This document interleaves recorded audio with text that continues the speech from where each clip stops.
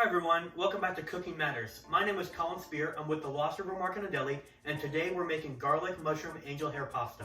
The ingredients you'll need today are milk, garlic, butter, pepper, mushrooms, flour, pasta, olive oil, Asiago and Parmesan, and green onions. The utensils you'll need today are skillet, chef's knife, a cutting board, pan to boil your pasta, and a spatula.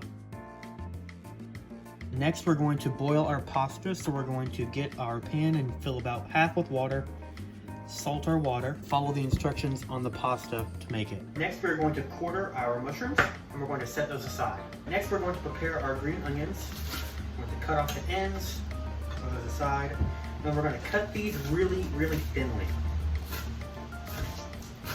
Next, we're going to mince our pepper and our garlic. Alright, our next step is going to be to heat our pan to medium heat. Drizzle some oil into our pan. We're going to add in our vegetables. And we're going to cook these for about 4 to 5 minutes, covered until they're tender. Our vegetables are done sauteing, so we can go ahead and remove those from the heat. To heat our pan to medium and add our butter. To add our 3 tablespoons of flour and to mix that in. And we're going to let this cook for about 2 to 3 minutes while stirring consistently.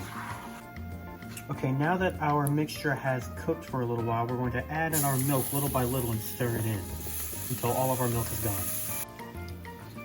We are also going to add in our cheese at this point before we let it simmer.